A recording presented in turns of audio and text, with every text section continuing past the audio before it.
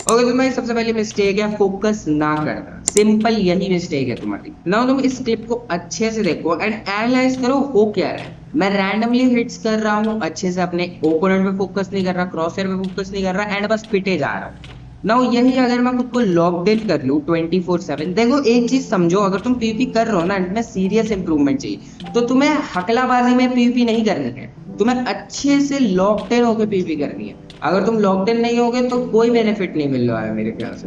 And locked in सिर्फ 5 minute के लिए नहीं होना कि कॉम्बो किया फिर हाँ भाई उफ हो गया, नहीं ऐसे नहीं करना है। तुम्हें 24/7 जितने टाइम पीपी कर रहे हो उतने टाइम लॉकड इन रहना है। ये चीज बहुत ज्यादा इंपॉर्टेंट है, क्योंकि मैंने कई लोगों को देखा वो इस तरीके से हकलाबाजी कर रहे होते हैं एंड ये बहुत ही बेकार चीज है। लाइक लेजेंड वो बस कॉम्बो पे कॉम्बो खाए ही चले जाते हैं एंड मर जाते हैं। तो तुम्हें अपनी पहली मिस्टेक समझ में आ चुकी होगी। अब इसी से कनेक्टेड एक दूसरी मिस्टेक है एंड वो है या तो क्रिट को अच्छे से ना समझना, या तो क्रिट स्पैम करने की कोशिश करना, या तो सिर्फ कॉम्बो स्पैम करने की कोशिश करना। ये तीनों मिला के एक बहुत बड़ी मिस्टेक बनती है। मैं तुम्हें बता दूं कैसे।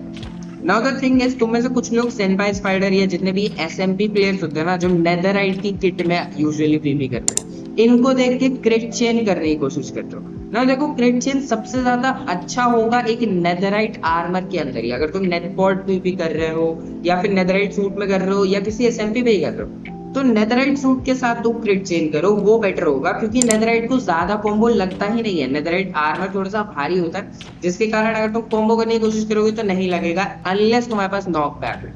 ना तुम्हें एक चीज पे फोकस करना है, तुम्हें ना ही सबसे ज्यादा कॉम्बो करना है, ना ही तुम्हें सबसे ज्यादा क्रिट चेंज करना है। तुम्हें दोनों को थोड़ा सा मिक्स मैच करना है। तुम में से कई लोग यूज नहीं करते, एक्सप्लॉइट नहीं करते क्रिट हिट्स को, लेकिन करना चाहिए।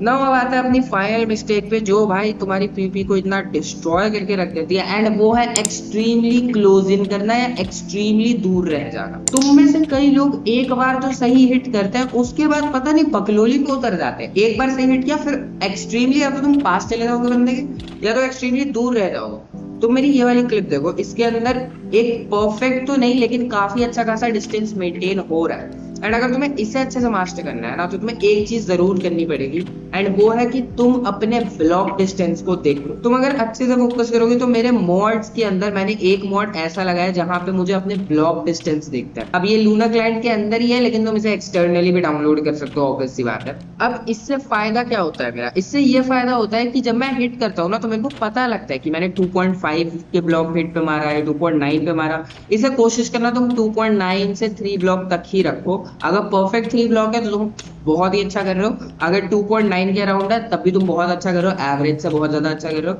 लेकिन अगर ये 2.5 या 1 या 2, अगर 1 तो पहुंच रहा है ना, तब तो भाई तुम्हें सीरियस इंप्रूवमेंट की जरूरत है। लेकिन अगर ये 2 के ऊपर है तो तुम एवरेज हो। नाउ इन सभी मिस्टेक को सुधारने के बाद तुम अपनी पीवी को हद से ज्यादा इंप्रूव कर सकते हो, ट्रस्ट मी। तो आज की वीडियो में इतना ही। मैं तुम्हें मिलता हूँ अपनी नई किसी और ऑसम वीडियो के अंदर। अगर तुमने इतना देखा भाई, थैंक्स अ लॉट। तुम लोगों के कारण मेरे को काफी अच्छा वॉच टाइम मिलता है। अगर तुमने सच में यहाँ तक देखा है तो कमेंट में लिख दो B11 अगर तुमने यहाँ तक देखा है। बाकी मैं बताऊँ तुम लोग और किसी और वीडियो में, तब के लिए बाय।